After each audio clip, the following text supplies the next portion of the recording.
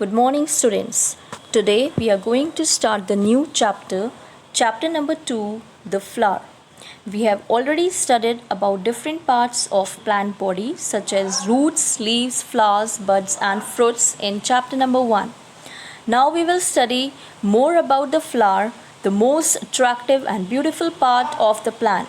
The flower develops from a floral bud present on the stem. Flower is the reproductive part of a plant.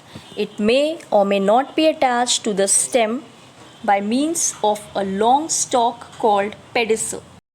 This is the long stalk called pedicel.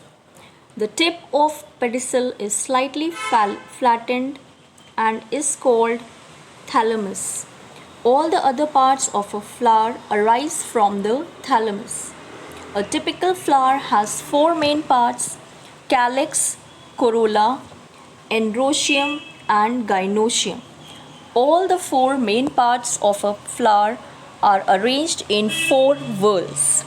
A flower which has all the four whorls is called a complete flower. A flower which lacks any one of the floral whorls is called incomplete flower. The largest flower in the world is Rafflesia, found in the rainforest of Indonesia.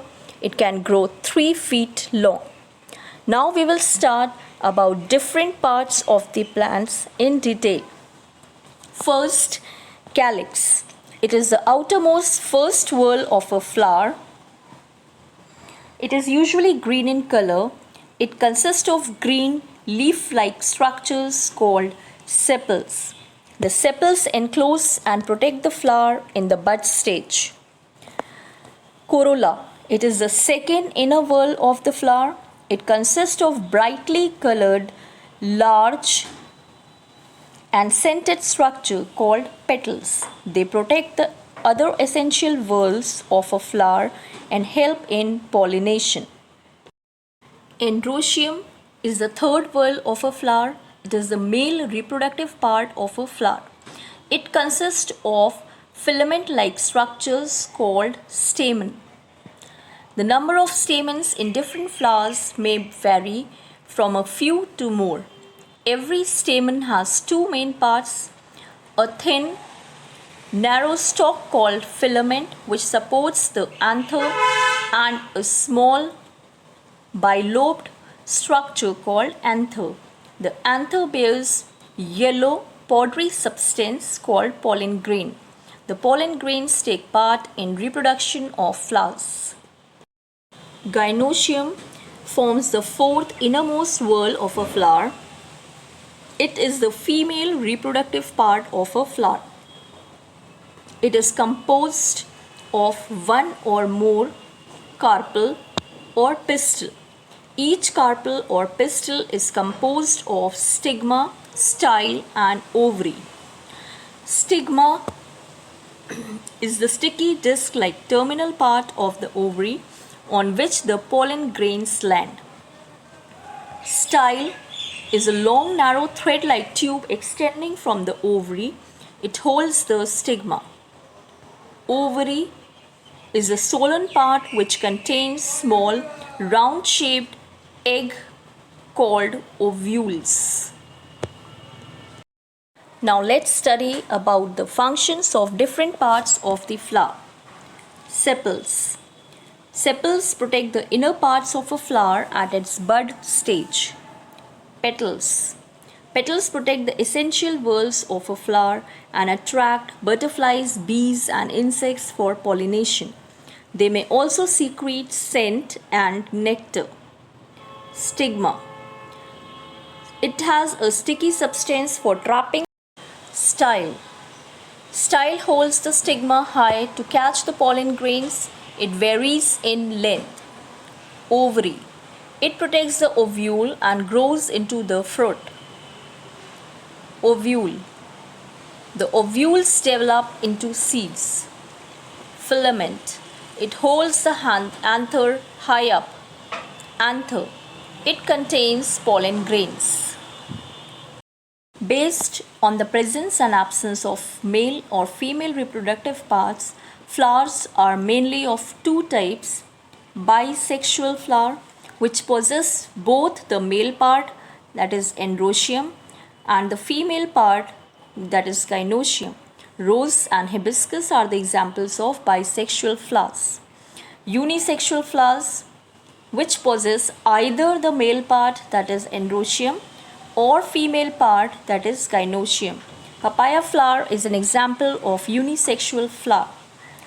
A flower serves an important function in plant. As a reproductive part, it ensures the continuation of the species by the process called reproduction. The first step in achieving this is pollination, and second step is for the formation of seeds.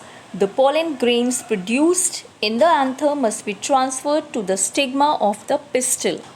The process of transfer of pollen grain from anther to the stigma of the same flower or another flower of same type of plant is called pollination.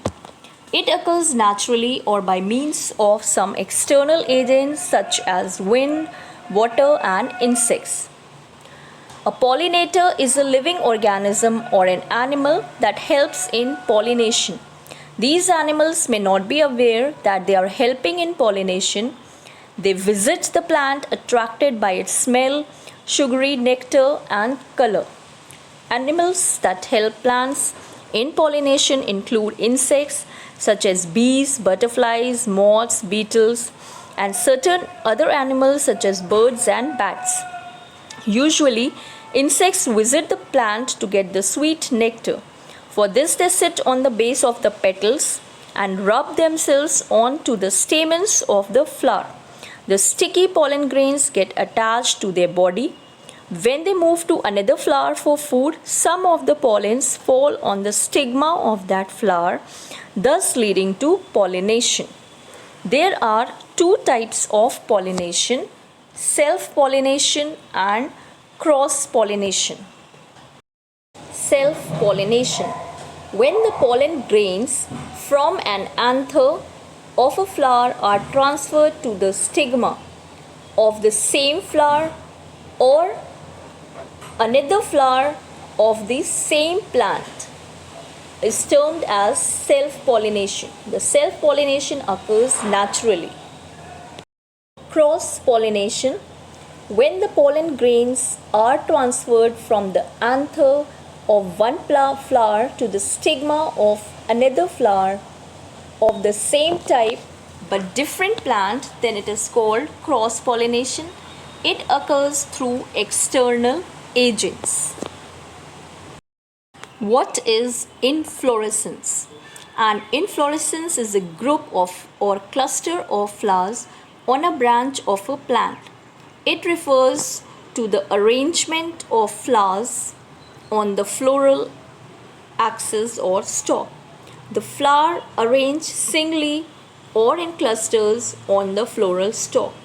So here you can see the flowers are borne singly on the stalk, and another inflorescence in which the flowers are borne in clusters. Thank you.